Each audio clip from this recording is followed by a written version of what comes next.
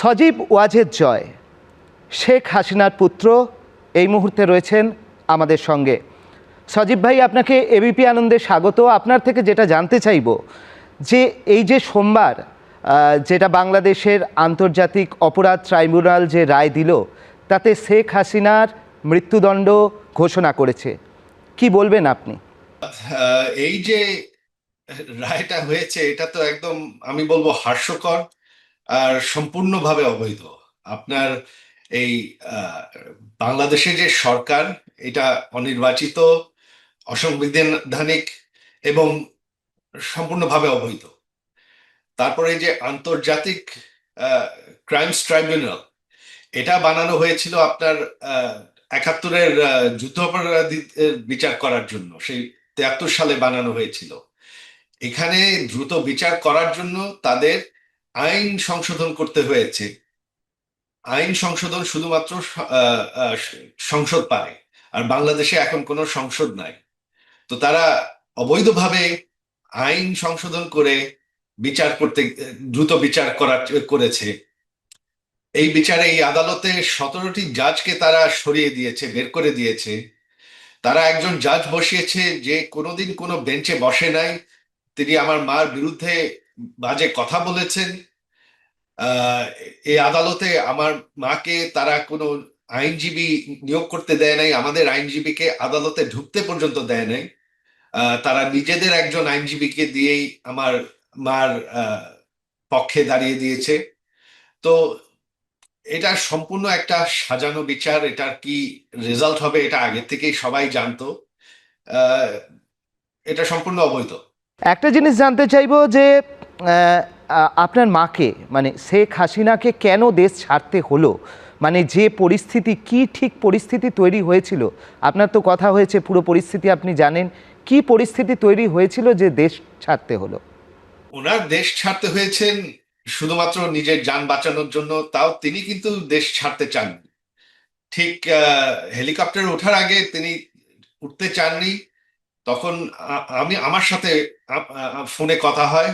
আমি ওনাকে বলি যে না, তুমি বের হয়ে যাও। কারণ তখন যে পরিস্থিতি ছিল, তারা গণভবনের উপর হামলা করছিল, আর আপনার অস্ত্র নিয়ে তারা হামলা করছিল। আর আমার মার যে সিকিউরিটি, তারা কিন্তু প্রস্তুত ছিল ওনাকে নিরাপদ রাখতে। তবে আমার মা তখন বলেন যে না, এটাকে ঠেকাতে গেলে আরো শত শত লোক মারা যাবে। আমি সেটা চাই না, আমি তাদের রক্ত আমার হাতে চাই না। সে কারণে তিনি বললেন যে ঠিক আছে। আমি ওনাকে বুঝালাম, তুমি চলে যাও। এই আন্দোলনকে কি ছাত্র আন্দোলন বা গণ অভ্যুত্থান, এই যে টার্মগুলো ব্যবহার করা হয়, আপনি মানেন যে এটা ছাত্র আন্দোলন ছিল, এটা গণ অভ্যুত্থান ছিল, এটা মানেন? এটা তো অবশ্যই পরিকল্পনা। এটা তো ইউনুস নিজেই নিউ ইয়র্কে নিজেই খুব গর্ব করে এটা বলেছেন যে এটা ছিল একটা মেটিকুলাস ডিজাইন, তিনি বলেছেন। আর এই মেটিকুলাস ডিজাইনের যে আর্কিটেক্ট, তাকেও তিনি সেখানে পরিচয় দিয়ে দেন। তো হ্যাঁ, কিছু আন্দোলন তো ছিল, তবে আন্দোলনকারীদের পিছনে মূল এটা একটা ষড়যন্ত্র ছিল। এর পিছনে কি কোনো বিদেশি শক্তির হাত আছে বলে মনে করেন পুরোটার পিছনে?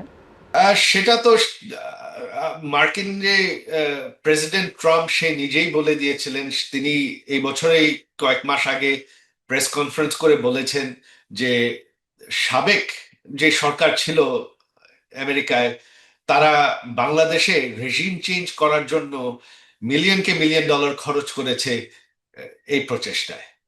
আচ্ছা, আন্দোলনটা তো শুরু হয়েছিল ধরুন কোটা নিয়ে আন্দোলন, তারপর এইটাকে হঠাৎ করে, মানে শেখ হাসিনা বিরোধী যে আন্দোলন, সেইটা পরিবর্তনটা হলো কিভাবে? সেইটার পিছনে কি কোনো কারুর একটা ষড়যন্ত্র বা পরিকল্পনা কিছু রয়েছে? মানে কিভাবে চেঞ্জ হলো? কিছু আন্দোলন তো ছিল, তবে আন্দোলনকারীদের পিছনে মূল এটা একটা ষড়যন্ত্র ছিল। শেখ হাসিনা তিনি কি দেশে ফিরবেন? কবে ফিরবেন? কোনো পরিকল্পনা? আমার মা অবশ্যই দেশে ফিরবেন। কবে ফিরবেন আমি বলতে পারবো না, তবে আমাদের দল হচ্ছে আওয়ামী লীগ। এটা হচ্ছে বাংলাদেশের সব থেকে পুরাতন দল, সব থেকে বড় দল। বাংলাদেশ স্বাধীন করেছি আমরা। আমরা কোথাও যাচ্ছি না। আজ হোক কাল হোক আমার মা দেশে ফিরে যাবে। নির্বাচনের কথা বলা হচ্ছে, ইতিমধ্যেই আমরা দেখেছি যে আওয়ামী লীগের পক্ষ থেকে লকডাউন ঘোষণা করা হয়েছে, নো ভোট নো ভোট এই ধরনের স্লোগান দেওয়া হয়েছে। আর কি ভাবছেন আপনারা, পরবর্তী পরিকল্পনা কি রয়েছে বাংলাদেশে?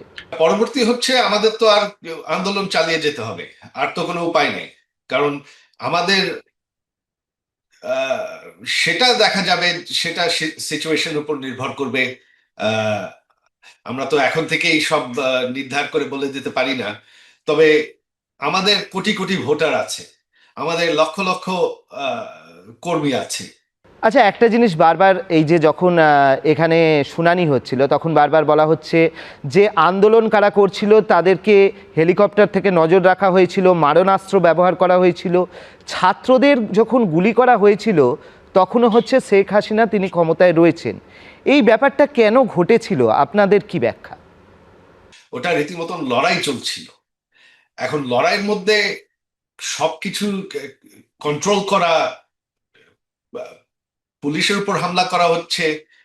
হ্যাঁ, পুলিশেরও অনেকে আহ, হয়তো অতিরিক্ত ফোর্স ব্যবহার করেছে। তবে সেটার তো সবকিছু একটা সঠিক তদন্ত হওয়া উচিত। আমাদের সরকার যেটা করেছিল, আমরা কিন্তু একটা জুডিশিয়াল কমিশন করে দিয়েছিলাম সবকিছু তদন্ত করার। তবে ইউনূস এসে কিন্তু সেই কমিশনকে বাদ দেয়। তারা কিন্তু শুধুমাত্র এক পক্ষের তদন্ত করে, শুধুমাত্র আওয়ামী লীগের তদন্ত করে। বাংলাদেশের মাটিকে বর্তমানে কি জঙ্গি কার্যকলাপের একটা জায়গা হিসেবে ব্যবহার করা হচ্ছে? মানে ভারতের দিক থেকে এই মুহূর্তে বাংলাদেশ ঠিক কতটা বিপজ্জনক হতে পারে বলে আপনি মনে করছেন? বাংলাদেশ এখন ভীষণ বিপজ্জনক হয়ে গেছে ভারতের জন্য। কারণ এই ইউনূস সরকারের পিছনে আছে জামাতে ইসলাম, মৌলবাদী। তারা কোনোদিন বাংলাদেশ থেকে, পাকিস্তান থেকে স্বাধীন হতে চায়নি। তারা একটা পাকিস্তানের অংশ হয়ে থেকে থাকতে চেয়েছে। ইদানিং আপনারা দেখেছেন, এটা বের হয়ে গেছে যে লস্কর-ই তালিবা, পাকিস্তানের যে জঙ্গি সংস্থা, তাদের কমান্ডাররা বাংলাদেশে গিয়ে খোলা মিটিং এ আলোচনা করছে। তারা এই যে দিল্লিতে যে বোমা হামলা হলো, এখানে তারা এটার কিন্তু দায় নিয়েছে। এটার যে ব্যবস্থা বাংলাদেশের মাটি থেকে করা হয়েছে। তো বাংলাদেশ অলরেডি আপনার ইউনূসের আন্ডারে পাকিস্তানের একটা জঙ্গি অংশ হয়ে গেছে। আচ্ছা, এই রায়ের পরে আপনার মায়ের সঙ্গে নিশ্চয়ই আপনার কথা হয়েছে, কি বলছেন বঙ্গবন্ধুর কন্যা? তিনিও এই রায়ের খুব একটা পরোয়া করছেন না। কারণ এটা একদম সাজানো, এটা সম্পূর্ণ অবৈধ, আর তারা ওনাকে কিছুই করতে পারবে না। তবে তিনি আরো এখন, আমি বলবো আরো ডিটারমাইন্ড যে তিনি লড়াই করে যাবেন। আহ এভাবে আমরা, আমাদেরকে তারা শেষ করতে পারবে না। আর মোহাম্মদ ইউনিসের উদ্দেশ্যে কি বার্তা দিচ্ছেন এই মুহূর্তে দাঁড়িয়ে? মোহাম্মদ ইউনূসের উদ্দেশ্যে আমার কোনোই বার্তা নাই। ও একটা অবৈধ ক্ষমতা দখলকারী, বিদেশির ষড়যন্ত্রের সুযোগে এসেছে। ওর ও কিন্তু দেশ ছেড়ে গিয়ে ভেগে যাওয়ার প্রস্তুতি করে রেখেছে। সে ফ্রান্সের নতুন বাড়ি কিনেছে, সে তার টাকা পয়সা খুব পাচার করে নিয়েছে। আর তার যে বিদেশি বন্ধুরা আছে, বড়লোক বন্ধুরা, তাদের প্রাইভেট প্লেন রেডি আছে ইউনূসকে দেশ থেকে ভেগিয়ে নিয়ে যাওয়ার জন্য। আর একটা আমরা দেখছিলাম যে সেন্ট মার্টিন বলুন বা আরও কিছু বন্দর, সেই বন্দরগুলোতে কিছু বিদেশি শক্তির কার্যকলাপ বাড়ছে। এখানে কি কোনো ডিপ স্টেটের থিওরি থাকছে বা মার্কিন প্রভাব কি কিছু রয়েছে? সেটা ছিল, তবে এখানেও মার্কিন যুক্তরাষ্ট্রে গণতন্ত্র আছে, এখানে সরকার বদলে গেছে। আপনারা জানেন যে প্রেসিডেন্ট ট্রাম্প কিন্তু ওই বিদেশে আরো নতুন বেস করতে মার্কিন টাকা, অর্থায়ন খরচ করতে চান না। তো এখন আর মার্কিন সরকারের এসবের দিকে আর কোনো নজর নাই। আর এই যে ভারতকে আপনারা কিভাবে পাশে চাইছেন, বা কি ধরনের এই যে ভারতের যে কার্যকলাপ সেটাকে আপনারা কিভাবে দেখছেন, অ্যাসেসমেন্ট আপনাদের কি রকম? ভারত অবশ্যই আমাদেরকে অনেক সহযোগিতা করেছে। ভারতের জন্য ভয়ঙ্কর পরিস্থিতি হচ্ছে যে এখন বাংলাদেশ পাকিস্তানের আরেকটা জঙ্গি ঘাঁটি হয়ে গেছে। আর যদি এই সাজানো নির্বাচনটা হয়ে যায়, তাহলে এটা ভবিষ্যতের জন্য একটা জঙ্গি ঘাঁটি হয়ে থাকবে। তো ভারতের আহ, আহ, প্রতি আমার আহ্বান যে এই যে সাজানো নির্বাচন, এটাকে যেভাবেই হোক থামাতে হবে। যে আহ, বাংলাদেশের অর্ধেক ভোটার বাদ দিয়ে নির্বাচন, এটা গ্রহণযোগ্য কোনো মতেই হতে পারে না। কারণ আর সেকুলার যেই দল, তাদেরকে নির্বাচন থেকে বাদ দিয়ে অবশ্যই কোনো নির্বাচন হতে পারে না। বর্তমানে যারা সরকারের দায়িত্বে রয়েছেন দেখা যাচ্ছে সেই সময় বাংলাদেশের সংখ্যালঘু যারা রয়েছেন তাদের ওপর অনেকগুলো আক্রমণের ঘটনা ঘটেছে। চিন্ময় প্রভু এখনো অবধি জেলে রয়েছেন, কি বলবেন এই বিষয়গুলো? এটা তো স্বাভাবিক, কারণ আপনারা দেখছেন যে একটি জামাতি জঙ্গি মৌলবাদী সরকার এখন ক্ষমতায় আছে। তো এগুলো তো স্বাভাবিক, এগুলা তারা অবৈধভাবে ক্ষমতা থাকলে এটা হতেই থাকবে। আর যদি এই অবৈধ নির্বাচন হয়, সাজানো নির্বাচন হয়, তাহলে এটাই হবে বাংলাদেশের ভবিষ্যৎ। আর এই যে বারবার একটা দাবি উঠছে বাংলাদেশ থেকে যে শেখ হাসিনাকে ভারত ফেরত দিক, প্রত্যার্পণ করুক, কি বলবেন এটা নিয়ে? দেখেন, আমাদের হ্যাঁ, একটা এক্সট্রাডিশন ট্রিটি আছে, তবে এক্সট্রাডিশন ট্রিটি থাকলেও আপনার তো আইনগতভাবে বিচার হতে হবে।